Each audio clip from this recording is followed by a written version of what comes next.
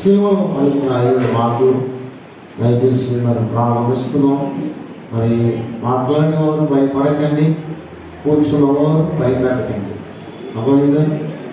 మాట్లాడేవారు భయపడకండి, కూర్చున్నవారు భయపెట్టకండి. దేవుడే మీతో మాట్లాడతాడు.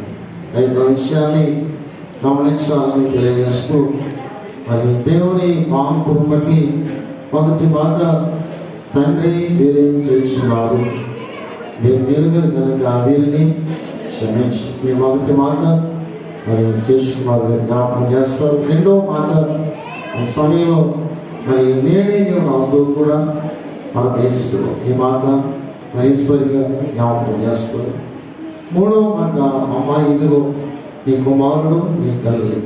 ఈ మాట నాతోటి స్వామిగా జ్ఞాపకం చేస్తారు. 4వ మాట, నా దేవ నా ఎందుకు చేయబడి ఈ మాటను కూడా మరి సురేంద్ర కుమార్ గారు జ్ఞాపకం చేస్తారు. 5వ మాట మరి సమయంలో మరి యువనారాయణ గారు చెప్తారు. 6వ మాట మరి సురేంద్ర గారు చెప్తారు. 7వ మాట స్మృతి మరి జ్ఞాపకం చేస్తారు. 7 మాటలు మరి భయపడకుండా మీరు చెప్పండి. 15 నిమిషాలు, 220 నిమిషాలు మరి దయచేసి మాట్లాడడానికి సమయాన్ని పాడు చేయొద్దు. ప్రతి సంవత్సరం కూడా ఈ గుడ్ ఫ్రైడే ఆరాధన ప్రేమించి కాకినాడ నుండి వ్యామగిరి ప్రసాద్ గారి పెడలు ప్రేమించి మంచి ఆహారం పంపించారు. దయచేసి వారి కుటుంబాన్ని బట్టి మేము ప్రార్థనలు జ్ఞాపకం చేసుకోవాలని తెలియజేస్తున్నాం. ప్రతి సంవత్సరం మనం పంపిస్తాం. ఈ సంవత్సరం కూడా పంపించడం జరిగింది. ప్రసాదరావు గారి కుమారులను బట్టి, పాటలను బట్టి దేవుని స్తోత్రం.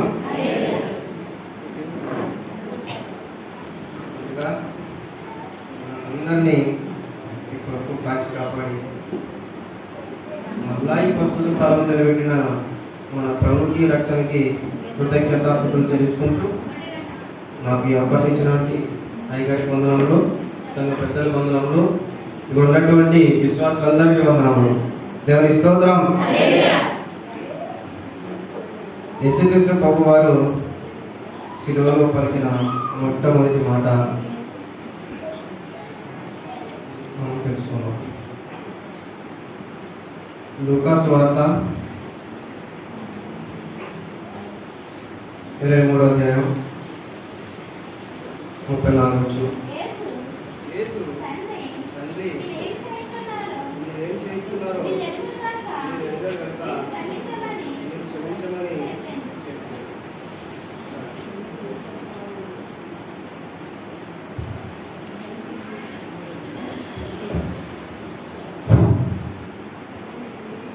ఇంకొకసారి నెంబర్ వేయటమాట.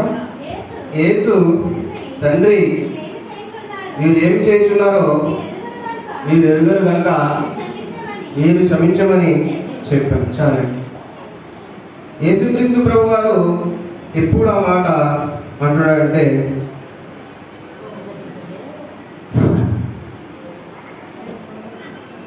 శిలువ మీద వేలాడుతున్నప్పుడు పలికిన మొట్టమొదటి మాట, తండ్రి వీరు ఏం చేస్తున్నారో వీరు ఎరుగరు కనుక వీరిని క్షమించండి.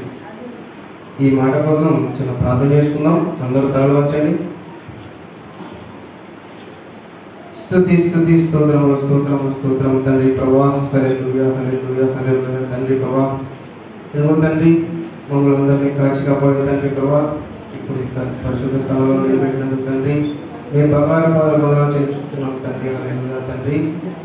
అలాగే తండ్రి ప్రభా, ఇదిగో తండ్రి ఇక్కడ తండ్రి ప్రభా నేను మాట్లాడుచుండగా తండ్రి నా నోటికి పూర్వగా ఉంది తండ్రి ప్రభా. ఇదిగో తండ్రి నేను నీ మాటలు పలుకుచుండగా వినగల చెవులు, గ్రహించే మనసు, పదిలపరుచుకునే హృదయాన్ని ఇప్పుడున్న ప్రజలందరికీ దయచేస్తారని నమ్మచ్చు.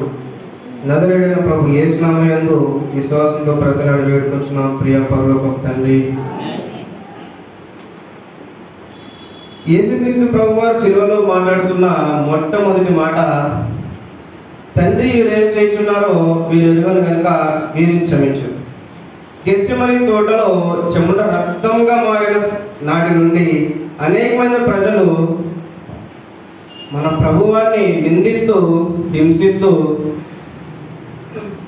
శిలోమేము శిలోమేము అని అరుస్తున్న సమయాన యేసుక్రీస్తు ప్రభువారు నిందలు నింపబడిన వాడై, అవమానాలు నింపబడిన వాడై శిలో వేస్తున్న సమయాన పలుకుతున్న మాట, తండ్రి వీరు ఏం చేస్తున్నారో వీరు ఎరుగరు కనుక వీరిని క్షమించు. ఇక్కడ మనం తెలుసుకోవాల్సిన మాట ఏంటంటే క్షమించడం. క్షమించడం అనేది మామూలు విషయం కాదండి. మనకి ఎవరైనా తిట్టుకుంటున్నారో అని తెలిసినా సరే మనం ఆగలేదు. నా గురించి పలానా ఎలా అనుకుంటున్నారు, పలానా ఇలా చెప్తున్నారు, మనం వినము చూడము, అయినా సరే వాటిని మనం క్షమించలేము. అలాంటి మన ప్రభువారు ఎన్నో అవమానాలు ఎదుర్కొని ఎన్నో దెబ్బలు తిని ఎంతో రక్తం చిందించిన మన దేవుడు ఎవరిని క్షమిస్తున్నాడంటే ఆయన శిలువ వేసిన ప్రజలనే క్షమిస్తున్నాడు. ఇక్కడ మనం బాగా లోతుగా తెలుసుకోవాల్సిన విషయం ఏంటంటే, తండ్రి వీరు ఏం చేస్తున్నారో వీరు ఎరుగరు కనుక వీరు క్షమించు అని ప్రార్థన చేస్తున్నాడు. ప్రార్థన ఇది మొట్టమొదటి శిలువలో పలికిన మాట. ప్రార్థన పరంగా మనం తెలుసుకుంటున్నాం. ఎక్కువ దీని గురించి ప్రార్థనగానే భావిస్తాం. మనం బాగా తెలుసుకోవాల్సిన విషయం ప్రార్థన.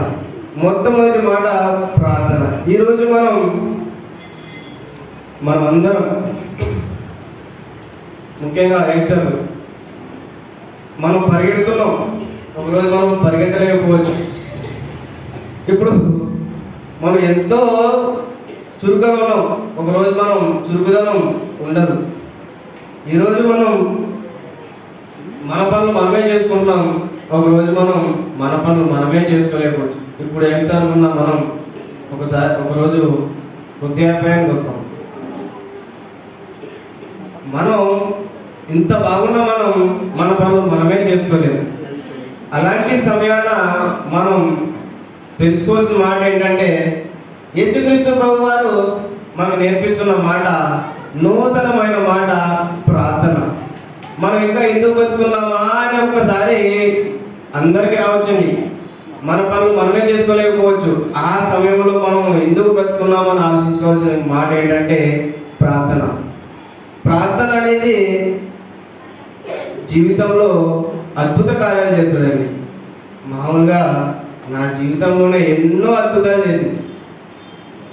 నేను కొన్ని సంవత్సరాలు చెరసాల జీవితం అనిపించినప్పుడు తండ్రి నేను ఇంకా ఎందుకు బతుకున్నానా అని నేను ప్రార్థన చేస్తుండండి. మామూలు రోజులు కాదండి, గత కొన్ని సంవత్సరాలు. దీనికన్నా చావైతే మేలు అనుకున్నాను. నేను చెరసాల జీవితం వెళ్ళక ముందు సూసైడ్ చేయడం చేయలేదండి. అయినా సరే నేను చావలేదు, బ్రతికే ఉన్నాను. నేను చాలాసార్లు అనుకున్నాను, తండ్రి నన్ను ఎందుకు చంపలేదు, తండ్రి నన్ను ఎందుకు చంపలేదు అని అనుకున్నాను. అప్పుడు నాతో పలికిన మాట, వాక్యం పూర్వకంగా మాట్లాడిన మాట ఏంటంటే, దేవుడు యెహోవా నిన్ను కఠినంగా శిక్షించను కానీ మరణం అప్పగించలేదని దేవుడు. నేను ప్రార్థన చేసి బైబిల్ తెరిచి చూడగా ఈ మాట నాకు దొరికింది. అయితే చెరసాల జీవితంలో నేను ఉన్నప్పుడు మన సంఘ విశ్వాసులు, నా కుటుంబ సభ్యులు, ముఖ్యంగా నేను చేసుకున్న ప్రార్థన వలన నేను ఇక్కడ మీ అందరి ముందు కనబడుతున్నాను. నేను మామూలుగా చేయలేదండి ప్రార్థన. ప్రతిరోజు ఏడ్చుకుంటూ చేస్తున్నాను. ప్రతిరోజు అంటే నేను చెరసాల జీవితం వెళ్ళిన కానీ ప్రార్థన చేయలేదండి.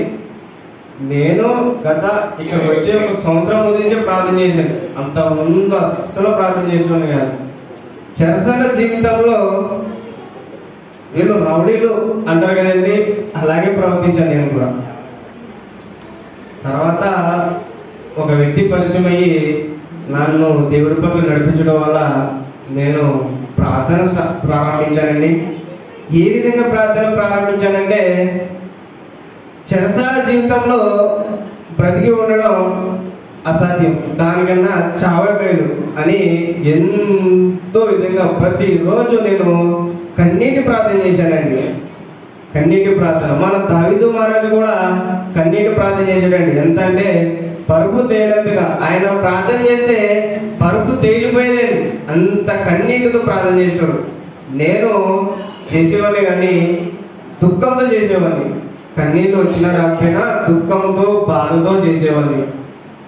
ఆ దుఃఖంతో బాధతో చేసిన నేను ఏ విధంగా చేశానంటే, చెరసాలలో వేయబడి తిని, కటకటాలలో బంధించబడి తిని, చెరసాలలో వేయబడి తిని, కటకటాలలో బంధించబడి తిని, దిక్కు లేక తోడు లేక నేనుంటిని, ఆదరించువారు లేక అనాథైతిని, దిక్కు లేక తోడు లేక నేనుంటిని, ఆదరించువారు లేక అనాథైతిని, నా దేవా కరుణించవా,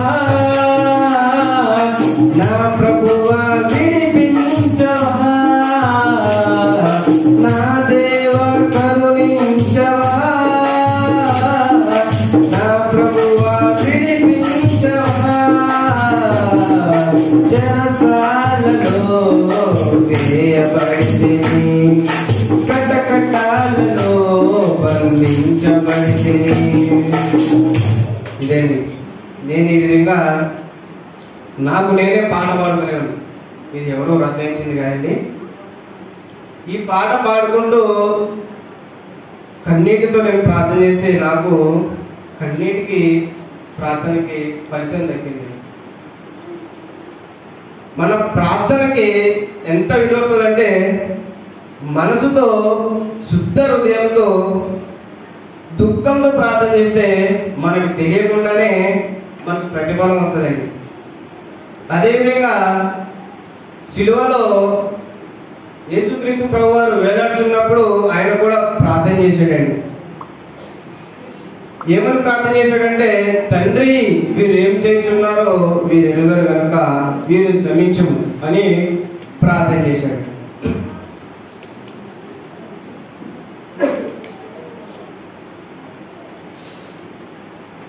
యేసుక్రీస్తు ప్రభువారు బాగా అబ్జర్వ్ చేయండి. ఏ సమయంలో ప్రార్థన చేశాడంటే, యేసుక్రీస్తు ప్రభువారు అనేక కార్యాలు చేసిన గొప్ప దేవుడండి. మన నూతన గ్రంథంలో ఉండేది. అయితే ఏ చేతులైతే కృంగిపోయిన హృదయాన్ని ఓదార్చాయో, ఏ చేతులైతే అనేకమైన వ్యాధులను స్వస్థపరిచాయో, ఏ చేతులైతే అద్భుత కార్యాలు చేశాయో, ఆ చేతులని ప్రజలు సిలువలో మేకులతో కొట్టి ఉన్నారండి. అదేవిధంగా యేసుక్రీస్తు ప్రభువారు ఎవరైతే కృంగిపోయిన హృదయాలు ఉంటాయో వాళ్ళందరి దగ్గరికి నడుచుకుంటూ వెళ్ళిన పాదాలకు కూడా మ్రానుతో మేకులు వేసి బంధించేయారండి. అయినను నోటితో కూడా ఆయన ఆ సమయాన ప్రార్థన చేస్తున్నాడండి. అయినను ఆయన పాదాలకు మేకులేసిన, చేతులకి మేకులేసి బంధించబడిన, ఆయనను ఆ కాళ్ళు చేతులు పనిచేయకపోయినా నోటితో ప్రార్థన చేస్తున్నాడు. ఏ నోటితో అయితే ఆయన శిష్యులను దగ్గర చేర్చుకున్నారో ఆ శిష్యులు కూడా ఆ సమయాన దగ్గర లేరండి. అనేక మంది శిష్యులకు ఆయన నోటి ద్వారా పరిచర్య చేశారండి. ఆ పరిచర్య చేసిన ప్రజలు, ఆ శిష్యులు ఆ సిలువలో ఉన్న యేసుక్రీస్తు ప్రభువారి దగ్గర ఆ పరిచర్య వినడానికి కూడా ఒక్కరూ మిగులు లేరండి. అయినను యేసుక్రీస్తు ప్రభువారు చివరి క్షణంలో ప్రార్థన చేస్తున్నాడు. తండ్రి, వీరేం చేయించున్నారో వీరు ఎరుగరు కనుక వీరిని క్షమించు. ఆ కాళ్ళు చేతులు పనిచేయకపోయినా నోటితో ప్రార్థన చేస్తున్నాడండి. అయినను యేసుక్రీస్తు ప్రభువారు క్షమించమని అంటున్నాడు. ఎంత దీన మనసు అండి, ఎంత ప్రేమ! మనం మామూలుగానే మనల్ని ఎవరైనా దూషిస్తున్నారని తెలిసినా కూడా మనం ఆగలేమండి. మన రక్తం ఉడికిపోతుంది. ఏదో చేసేయాలి, ఏదో అడిగేయాలి, నేను వెళ్ళి అడిగేయాలి. అయినను యేసుక్రీస్తు ప్రభువారు నిందించిన, శిక్షించిన, అవమానాలు చేసిన యేసుక్రీస్తు ప్రభువారు ఏమంటున్నాడంటే క్షమించమని ప్రార్థన చేస్తున్నాడు. ప్రార్థన పరిచర్య మనకి నేర్పిస్తున్న మాట ఇది. తండ్రి, వీరు ఏం చేస్తున్నారో వీరు ఎరుగరు కనుక వీరిని క్షమించు. మనం అనేక సమయంలో బాధలు వస్తాయి. ఆ బాధల సమయంలో మనం నేనంటే మామూలు ప్రార్థన ఏదైనా బాధ వచ్చిందంటే, తండ్రి నాకు ఎందుకు వచ్చింది ఈ బాధ, నాకెందుకు వచ్చింది ఈ బాధ, నాకెందుకు వచ్చింది ఈ బాధ అని కన్నీటితో ప్రార్థన చేస్తాను. అది నేను ఆనందం తండ్రి, నాకు ఇంత అవకాశం ఆనందించినందుకు మీకు స్తోత్రాలు అని చిన్న ముఖంతో నేను ఆ మాట నాకతో చేస్తాను. అదే బాధ వచ్చినప్పుడు మోకరించి కన్నీటితో ప్రార్థన చేస్తాను. అలాగా నాలా మీరు కూడా కాకుండా ఆనందం వచ్చినా దుఃఖం వచ్చినా కన్నీటితో ప్రార్థన చేసి ఆనంద సమయంలో తండ్రి, నాకు ఇంత ఆనందం ఇచ్చినందుకు తండ్రి మీకు కృతజ్ఞతాస్తుతులు స్తోత్రములు చెల్లించుకుంటున్నాను తండ్రి అని తెలియపరచండి. అదే దుఃఖంలో కూడా తండ్రి, నన్ను పరిశీలిస్తున్నందుకు, తండ్రి నన్ను పరిశోధిస్తున్నందుకు మీకు కృతజ్ఞతాస్తుతులు స్తోత్రములు చెల్లించుకుంటున్నాను కూడా మీరు దుఃఖంలో ప్రార్థన చేయాలి. ప్రార్థన పరిచర్య అనేది చాలా గొప్ప పరిచయం. ప్రార్థన పరిచర్య ఈరోజు మనం ఇంత ఆనందంగా, ఇంత యంగ్స్టర్గా ఉన్న మనము ఒకప్పటికి వృద్ధాప్యం వచ్చాక మన పనులు మనమే చేసుకోలేని సమయాల్లో కూడా ప్రార్థన గుర్తురాలంటే మనం ఇక్కడ వృద్ధులు కూడా ఉన్నారు చాలా మంది. ప్రార్థన గుర్తురాదు. మనం మొదటి నుంచి చివరి క్షణం వరకు ప్రార్థన ప్రార్థన ప్రార్థన.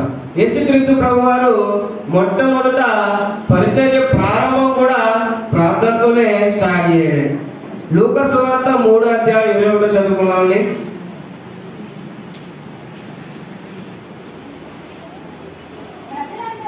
ప్రజలందరూ బాప్తిసం పొందినప్పుడు యేసు కూడా బాప్తిసం పొంది ప్రార్థన చేయుచుండగా ఆకాశం తెరవబడి పరిశుద్ధాత్మ శరీర కార్యముతో పావురం వలె ఆయన మీదకు దిగి వచ్చింది. ఆయన ఆకాశం చుట్టూ తిరిగి ప్రార్థన చేస్తున్నాడు. ఏం చేస్తున్నాడండి? ప్రార్థన చేస్తున్నాడు. ఆయన పరిచర్య ప్రారంభానికి కూడా ప్రార్థనతోనే ప్రారంభించాడండి. ఆయన పరిచర్య ముగించే సమయంలో కూడా శిలువ మీద వేలాడుతున్నప్పుడు కూడా ఆయన ప్రార్థన చేస్తున్నాడండి. ఏం చేస్తున్నాడండి? ప్రార్థన.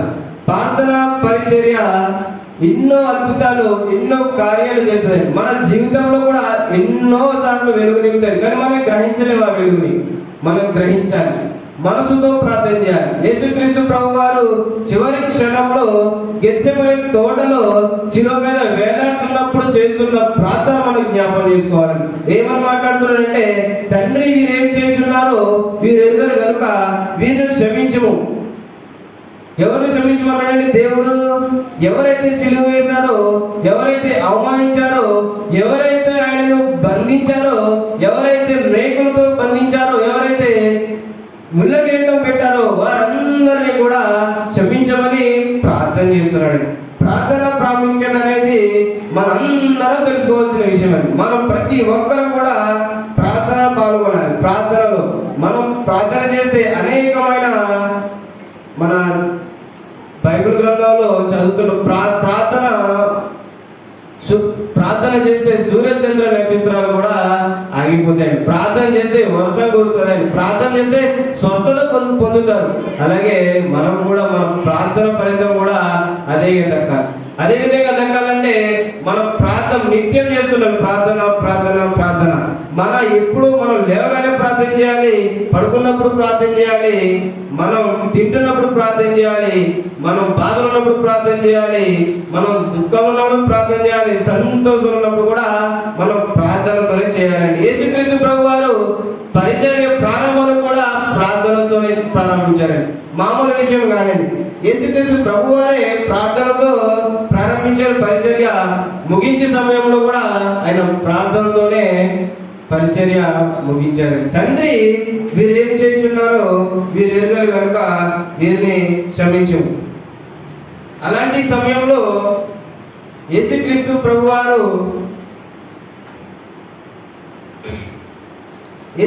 ప్రభువారు రక్తం కారిన వాడై, అవమానాలు నింపబడిన వాడై, గాయాలతో నింపబడిన వాడై, వణుకుతున్న పెదవులతో పలికిన మాట, తండ్రి వీరేం చేస్తున్నారో వీరు ఎరుగరు కనుక వీరిని క్షమించు. మనకు కూడా క్షమించే గుణం రావాలండి. నిన్ను వల్లే నీ పొరుగు వారిని ప్రేమించాలి మాట మనం ఏ విధంగా చదువుతున్నామో, తండ్రి నిన్ను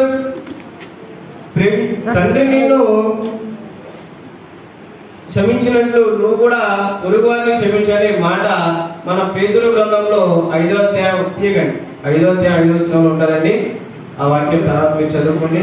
మనం కూడా యేసుక్రీస్తు ప్రభు వారు మనల్ని క్షమించినట్టే మనం కూడా ఇతరులని క్షమిద్దాం, ఇతరులను ప్రేమిద్దాం. ఆయన పరిచర్య ప్రారంభాన్ని కూడా ప్రార్థనతోనే ప్రారంభించారు.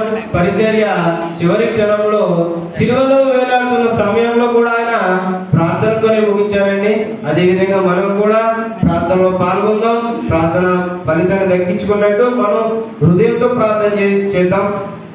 అలాగే నేనేమైనా తప్పులు చెప్పుకుంటే నన్ను క్షమించేస్తాను నమ్ముచు ఈ అవకాశం ఇచ్చినందుకు అయ్యగారికి వందనాలు చెల్లించుకుంటున్నాను.